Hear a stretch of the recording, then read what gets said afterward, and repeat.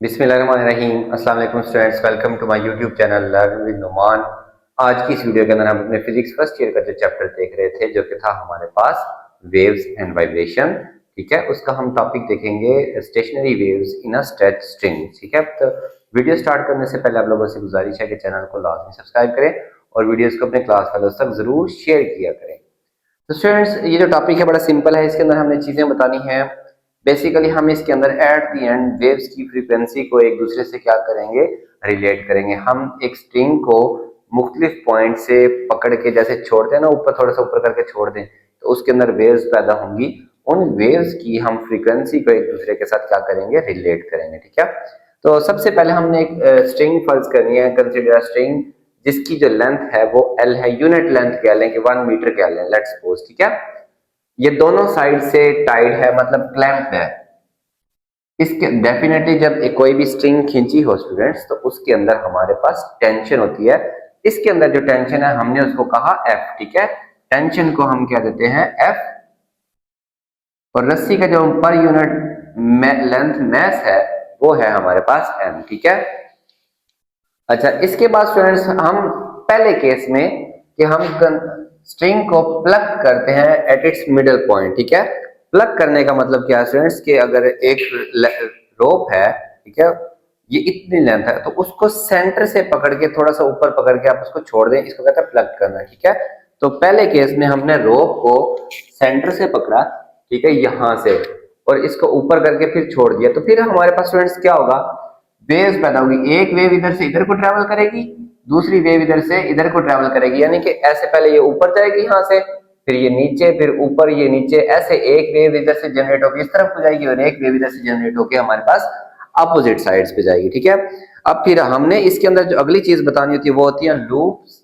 कितनी लूप बन रही है स्टूडेंट्स, सिंगल लूप नजर आ रही है। जब एक ही पॉइंट से आप पकड़ के उसको ऐसे करेंगे, ठीक है, सेंटर से, तो एक लूप या वो ऊपर की तरफ नजर आएगी या वो हमें नीचे की तरफ नजर आएगी, तो सिंगल लूप। बेसिकली एक पूरी वेव कैसे कंप्लीट होती है, ये हाफ है ना, तो पूरी वेव ऐसे कंप्लीट होनी थी। खैर, क्योंकि रोप टाइड है, तो जब वेव ट्रांसफर होके यहाँ पे आएगी तो दोबारा यहाँ से वेव नीचे की तरफ, फिर ऊपर की तरफ, ऐसे इसके अंदर ही वेव जनरेट होती रहेगी। ठीक है, अब देखिए ये पूरी होती है एक वेवलेंथ, तो इसकी वेवलेंथ कितनी है, इसकी जो वेवलेंथ है वो हमारे पास लेंथ का डबल होगी। देखिए ये इतनी लेंथ है ना, अगर इसको डबल करें तो एक वेवलेंथ बनती है, लेकिन इसका मतलब जो रोप की लेंथ है वो इस वेव का हाफ है। ठीक है, वेव का क्या है, हाफ। देखें, वेव तो कंप्लीट होती है अगर यहां तक होती, तो लेंथ वेव लेंथ का हाफ है। ये पूरी एक वेवलेंथ होती है, तो इतना हिस्सा हम क्या कह सकते हैं कि ये लेंथ के इक्वल है, तो इतने हिस्से को हम कहते हैं वेवलेंथ का हाफ। तो ये फर्स्ट केस है, इसमें हमने लैम्डा 1 कह लिया, इसको क्या कह लिया स्टूडेंट्स, लैम्डा 1। तो ये लैम्डा 1 आ गया हमारे पास 2 उधर जाके multiply, lambda 1 is equal to 2L। ठीक है, अच्छा अब अगली चीज देखें, नोड्स कहाँ कहाँ बन रही है इसमें। नोड्स वो होते हैं जहां पे एम्पलीट्यूड मिनिमम होता है। एक ये नोड है, एक ये नोड है। एंटी नोड या इसकी ऊपर होगी या इसकी एंटी नोड ये नीचे की तरफ होगी। तो दो नोड्स के दरमियान में एक एंटी नोड होगी, और दो नोड्स के दरमियान जो डिस्टेंस होता है वो भी क्या होता है, वो लेंथ है बेसिकली, और वो वेव लेंथ का हाफ होता है। ये हमने इससे प्रीवियस टॉपिक के अंदर पढ़ा कि किसी भी वेव की जितनी भी नोड्स होती है ना, ये देखें, ये वेव है ना, ये इसकी एक नोड, दूसरी नोड, तीसरी नोड, तो किसी भी जो दो नोड्स के दरमियान में जो डिस्टेंस होता है वो वेवलेंथ का हाफ होता है। देखिए यहां तक एक ही वेवलेंथ है, तो दो नोड्स के दरमियान में डिस्टेंस वेवलेंथ क्या है, हाफ। यहां से भी आप इसको क्या कर सकते हैं, रिलेट कर सकते हैं। ठीक है, तो हमने नोड्स बता दी, इसके अंदर एंटी नोड बता दी कि दो नोड्स के सेंटर में हमारे पास एक एंटी नोड होगी। फिर हमने इसकी वेवलेंथ उसको क्या कर दिया, रिलेट कर दिया लेंथ को। ठीक है स्टूडेंट्स, अब नेक्स्ट जो चीज हमने इसमें स्टडी करनी है वो है वेव्स की वेलोसिटी क्या होगी। बेसिकली हमने वो उसी का फार्मूला कैलकुलेट करना है और उसमें से हम फ्रीक्वेंसी निकालेंगे। बिकॉज याद रखें, स्ट्रिंग के अंदर कहीं से भी पकड़ के हम इसको ऊपर करके छोड़ेंगे, चाहे इस पॉइंट से, चाहे इस पॉइंट से, चाहे इस पॉइंट से, वेव्स की जो वेलोसिटी है वो सेम। फर्क किस में आएगा, वेवलेंथ में और हमारे पास फ्रीक्वेंसी में फर्क आएगा, क्योंकि v is equal to F lambda, ये हमेशा स्टूडेंट कांस्टेंट होता है। चेंज फर्क कहां पे आता है, फ्रीक्वेंसी और वेवलेंथ में हमारे पास फर्क आता है, बाकी वेलोसिटी इनकी क्या रहती है स्टूडेंट्स, सेम रहती है। ठीक है, अच्छा अब वेलोसिटी की बात हम कर रहे थे, ये बेसिकली जो हमारे पास किस किस्म की वेव्स प्रोड्यूस हो रही हैं, एक होती है ट्रांसवर्स वेव्स और एक लॉन्गिट्यूडनल। ये है बेसिकली इसके जो पार्टिकल्स हैं वो वेव इधर जा रही है तो पार्टिकल ऊपर और नीचे परपेंडिकुलर, तो ये ट्रांसवर्स वेव प्रोड्यूस हो रहे हैं। उनकी जो वेलोसिटी होती है स्टूडेंट्स वो टेंशन के डायरेक्टली और मैस के स्क्वायर रूट के इनवर्सली रिलेटेड होती हैं। तो v को हम लिख सकते हैं square root of f by m।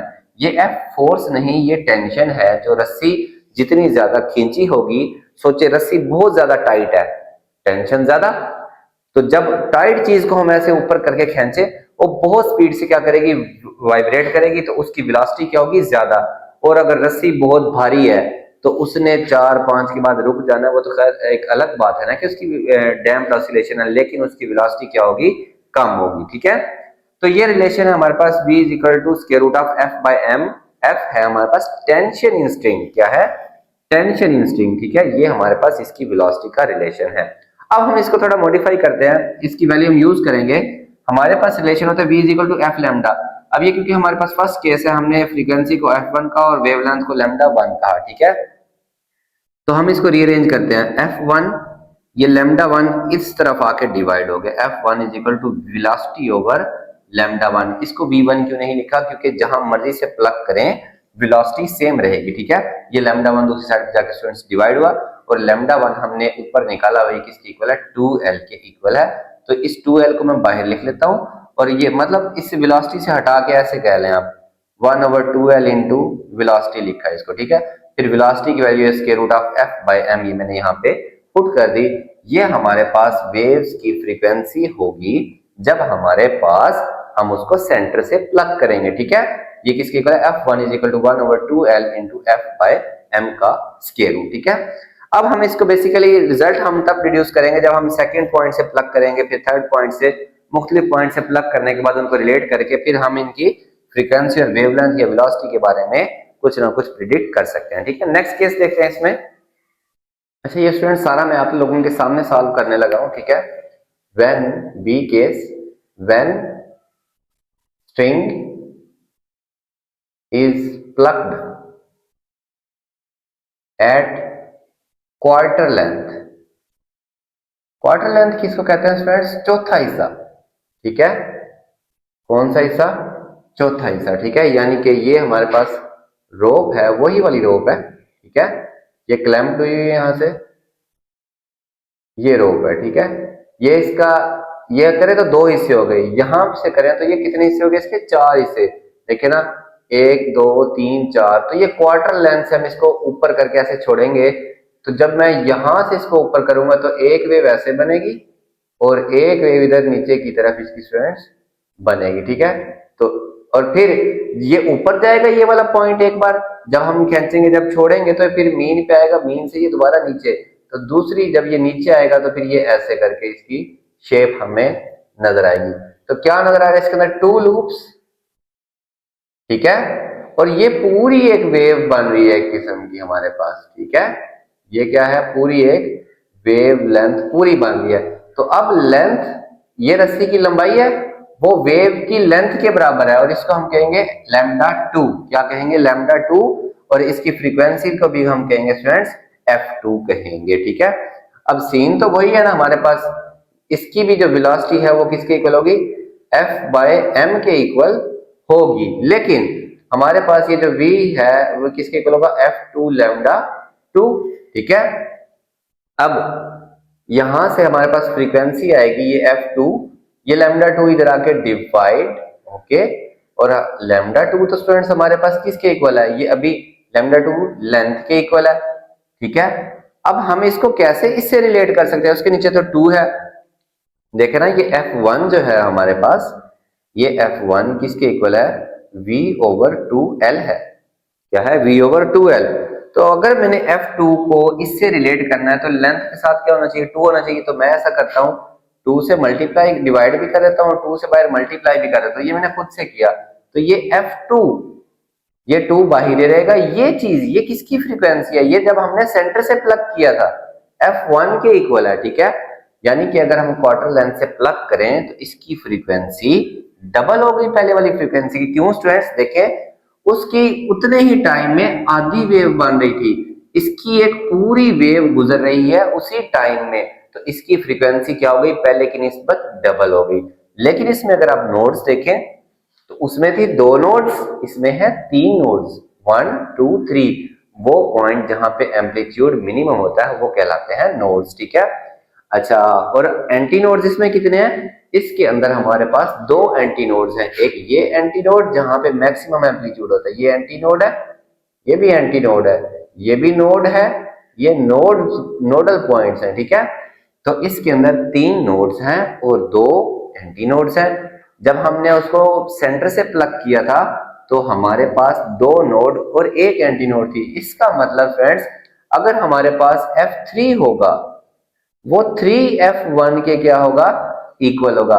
लेकिन इसमें अगर आप F2 में नोट करें ना, फ्रीक्वेंसी तो डबल हो गई। वेवलेंथ को देखें तो वेवलेंथ पहले की निस्बत वेवलेंथ थी पहले 2L, अब वेवलेंथ रह गई 1L, पहले की निस्बत हाफ। तो दोनों में से एक चीज बढ़ती है और एक चीज क्या होती है फ्रेंड्स, कम होती है। फ्रीक्वेंसी बढ़ेगी तो वेवलेंथ कम होगी, अगर वेवलेंथ बढ़ेगी तो फ्रीक्वेंसी कम होगी, ठीक है। तो यहां से हमें पता चला स्टूडेंट्स के फ्रीक्वेंसी जैसे जैसे हम उसको प्लग करने की लेंथ शॉर्ट करेंगे तो हमारी हायर जो फ्रीक्वेंसी है वो पहले की निस्बत क्या हो जाएंगी, बढ़ती। देखिए ना, पहले F1 थी, F2 जो है ना वो 2F1 हो जाएगी, और जो F3 है वो 3F1 होगी। इसका मतलब यहाँ पे Fn होगा तो वो पहले की निस्बत nth टाइम होगा कि हम उसको जितने शॉर्ट लेंथ से प्लग करेंगे। लेट्स सपोज उसको हम 1/8 से करते हैं, किससे, ये सेंटर है, ये क्वार्टर है, ये 1/8 है, यहां से उसको हम खींचते हैं तो ऐसे नीचे ऊपर देखें 1/8 से प्लग करने के बाद हमारे पास फ्रीक्वेंसी, अब इसकी फ्रीक्वेंसी क्या है, इसकी जो वेवलेंथ है वो लेंथ का हाफ है, L/2। देखें ये जो वेवलेंथ है इतनी, ये टोटल लेंथ है, तो इसकी एक वेवलेंथ लेंथ का क्या है स्टूडेंट्स, हाफ है। तो अब अगर जो फार्मूला है, फर्ज करें इसको मैं कहता हूं ये F4 है, ये 3 है, ठीक है। लेट्स सपोज कोई भी इसका नाम ले लें, V3 F3 है ये, ठीक है। तो ये V/λ3 होगा, ठीक है। तो यहां से λ3 किसके इक्वल है स्टूडेंट्स, L/2, L/2 F3, ये 2 डबल डिवाइडर और 2V/L हो जाएगा। अब इसको F1 बनाने के लिए 2 से मल्टीप्लाई इधर भी और 2 से इधर भी, ठीक है। तो बेसिकली इसका नाम मैंने बेशक F3 रखा, लेकिन ये F4 बनना चाहिए था हमारे पास, ठीक है। तो खैर, यानी कि कहने का मकसद ये है कि ये पहले की निस्बत बहुत ज्यादा बढ़ जाएगी। अब ये है हमारे पास F1 और ये हो गया 4, ठीक है। तो देखें पहले भी जब हमने किया था कि F1 से हम सेकंड पे गए थे तो हमने लेंथ हाफ की थी, तो 2 से हम फ्रीक्वेंसी को 4 कहना चाहिए था, यहाँ पे 3 के बजाय हम इसको क्या कहेंगे, 4, ठीक है, 4 कहेंगे। तो फोर्थ फ्रीक्वेंसी पहले वाली फ्रीक्वेंसी के 4 टाइम होगी, ऐसे करके ये बढ़ती जाएगी, 2 2 4, ये हमारे पास F1 है, ठीक है। तो यहाँ पे अगर nth फ्रीक्वेंसी है वो nth टाइम फर्स्ट फ्रीक्वेंसी के इक्वल होगी, और इस केस में हमारे पास n+1 नोड्स होंगी। नोड्स कितनी होंगी स्टूडेंट्स, n+1। देखें जब फर्स्ट फ्रीक्वेंसी थी 2 नोड्स थी, जब फ्रीक्वेंसी F2 लिया तो 1 2 3 नोड्स, ठीक है। तो इसका मतलब जब Fn है तो n+1 नोड्स होंगी, और एंटी नोड्स n नहीं होती हैं, n एंटी नोड्स। देखें F1 की दफा पे एक नोड, या वो ऊपर या वो नीचे, F2 की दफा पे 2 नोड्स, एक इधर और एक इधर, या फिर एक जब वो नीचे आ जाएगी तो ये वाली ऊपर, at a time 2 he exist करेंगी, ठीक है। तो जब nth फ्रीक्वेंसी होगी हमारे पास n+1 नोड्स होंगी, और n क्या होंगी, एंटी नोड्स होंगी, ठीक है। तो ये जो टॉपिक है ना आपने अच्छे से समझना है, बाकी फिर आप बुक से इसकी एक बार थ्योरी रीड करेंगे तो आपको ये काफी अच्छे से समझ आ जाएगा, ठीक है। अच्छा स्टूडेंट्स, वैसे तो हमने देख लिया कि Fn किसके इक्वल होगा, तो बेसिकली वो पॉइंट है when the string is plucked at any arbitrary point, यानी कि दरमियान में कहीं पे भी, ठीक है। तो स्टूडेंट्स हमारे पास जो F1 था वो तो उसकी कोई वैल्यू आई थी, F2 क्या था, 2F1। यहां से हमें पता चलता है जो Fn होगा वो n टाइम होगा। बेसिकली ये आया था 2 टाइम v ओवर 12 और जो मैंने f4 निकाला था वो आया था 4 टाइम v ओवर 12। तो ये जो ये आएगा nth, ये इसकी वैल्यू थी v ओवर 12, ठीक है। इसकी वैल्यू आएगी n टाइम v ओवर 12, ठीक है। ये हमारे पास फ्रीक्वेंसी आएगी nth की, जिसके अंदर जो नोड्स हैं वो मैंने आपको पहले भी बताया कि जब f1 हो तो 2 नोड्स हैं, f2 हो तो 3 नोड्स हैं, f4 होगा तो 5 नोड्स होंगी, और जब fn होगा तो उससे एक ज्यादा n प्लस 1 नोड्स होंगी, ठीक है। उसके बाद एंटी नोड्स f1 में जब हमने यहां से प्लग किया था तो ये एक या फिर ये ऊपर होती थी या फिर ये नीचे होती थी, तो एक एंटी नोड f2 में, क्योंकि हमारे पास पूरी एक वेव बन जाती थी, एक नोड ऊपर और एक नोड एंटी नोड नीचे, एक ऊपर, तो 2 एंटी नोड्स। इसी तरह fn में भी n एंटी नोड्स ही हमारे पास होंगी, ठीक है। अब इस डिस्कशन से हम क्या क्या कंक्लूड करते हैं कि हमारे पास कंक्लूजन है कि स्टेशनरी वेव्स की जो फ्रीक्वेंसी है वो डिस्क्रीट होंगी, ठीक है। पहला पॉइंट तो है कि stationery waves conclusions, first discrete frequencies. ऐसा नहीं होगा कि f2 है वो तो 2f1 है, जबकि f4 है वो 3.5 f1। No no no no, discrete का मतलब एक खास फिक्स पोजीशन होगी, एक लेवल, नेक्स्ट लेवल फ्रीक्वेंसी का अगला लेवल, ठीक है। तो इनके दरमियान में जो गैप है वो इक्वल आ रहा है, ठीक है। f2 जो है वो 2f1, f3 जो है वो 3f1, अगर ये f1 है ना, ये हमारा जीरो वाला लेवल था, f4 जो है वो 4f1, ऐसे करके, ठीक है। डिस्क्रीट फ्रीक्वेंसी f1 2f1, ठीक है, 2f2, सॉरी 3f1 3f2, ठीक है, इस तरह सो ऑन, nfn nf1, ये भी 1 होना है, ठीक है। इनको कहते हैं डिस्क्रीट सेट ऑफ फ्रीक्वेंसी, और ये एक हमारे पास हार्मोनिक सीरीज बनती है, ठीक है। ये हार्मोनिक सीरीज भी आपने मैथमेटिक्स के अंदर चैप्टर 6 के अंदर इंशाल्लाह पढ़ेंगे, तब आपको अच्छे से समझ आएगी। अच्छा, इसके अंदर ये जो फर्स्ट फ्रीक्वेंसी है ना, ये हमारे पास कहलाएगी फर्स्ट हार्मोनिक। क्या कहलाएगी? First harmonic. इसी तरह सेकंड, थर्ड, फोर्थ हार्मोनिक ही हमारे पास स्टूडेंट्स कहलाते हैं, ठीक है, फ्रीक्वेंसीज। उसके बाद स्टूडेंट्स हमारे पास जो चीज है वो ये है कि क्वांटम जंप्स नजर आते हैं, ठीक है।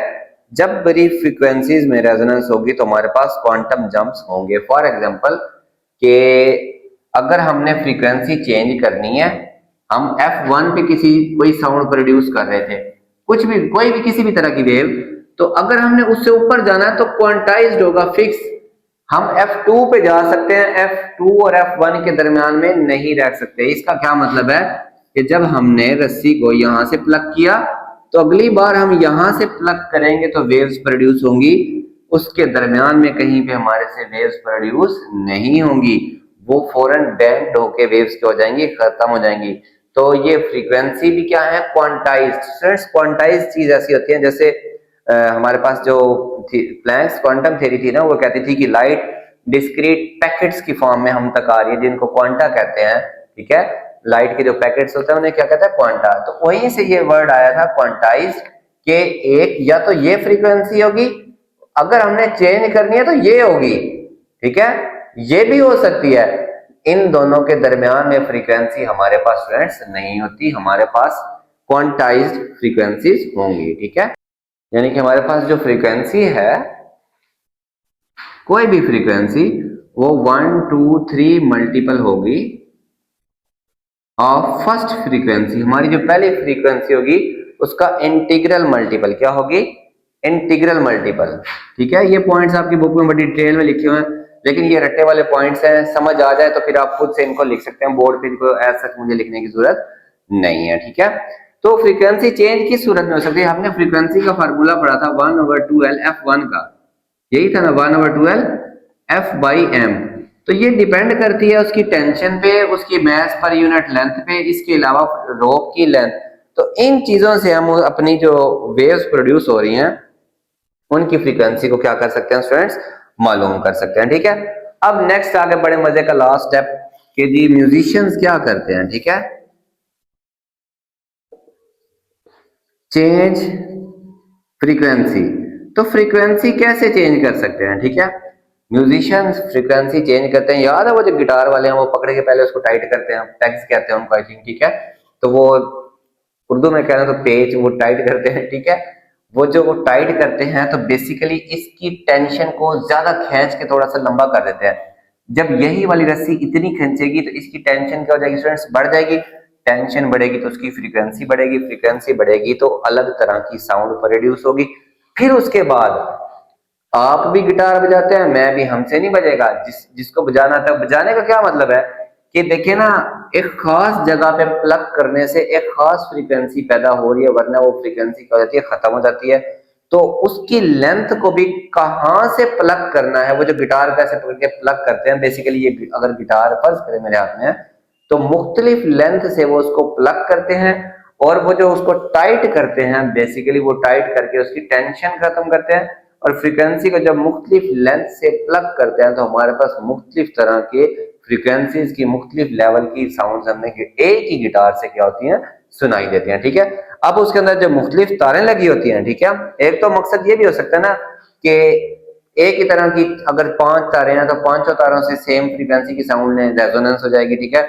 दूसरा ये भी हो सकता है अगर उनके मैथ में कोई फर्क है, ठीक है, तारों के मैथ में, तो वहां से उनकी फ्रीक्वेंसी में भी क्या हो सकता है, फर्क आ सकता है, ठीक है स्टूडेंट्स। अच्छा, इसके एंड पे छोटी सी डेफिनेशन है कि ये जो हमारे पास set of all possible waves है, कि जितनी भी वेव्स बनेंगी जिनकी फ्रीक्वेंसीज ये होंगी, ये कहलाती हैं स्टूडेंट्स हार्मोनिक्स। क्या कहलाती हैं, हार्मोनिक्स। ये लोएस्ट हार्मोनिक या फर्स्ट हार्मोनिक कहलाती है, ठीक है। कोई भी एक लेंथ है रस्सी की जिसकी लंबाई एल है, जिसकी खास टेंशन है, खास मैस है, तो उसकी खास वेव्स ही उसमें पैदा हो सकती है जिनकी फ्रीक्वेंसीज ये वाली होंगी, ठीक है। 3f1 यहाँ पे मैंने 4 लिखना था, ठीक है। तो ये जो फ्रीक्वेंसीज का सेट होता है ये हमारे पास हार्मोनिक्स कहलाती हैं। ये फर्स्ट हार्मोनिक या लोएस्ट हार्मोनिक हमारे पास कहलाती है, ठीक है। तो स्टूडेंट्स, ये आपका जो टॉपिक था stationery waves on a stretch string वो कंप्लीट हुआ। तो होप सो आप लोगों को अच्छे से समझ आई होगी। तो चैनल को लाजमी सब्सक्राइब करें और वीडियोस को अपने क्लास फेलोज तक जरूर शेयर किया करें। अल्लाह हाफिज़ फ्रेंड्स।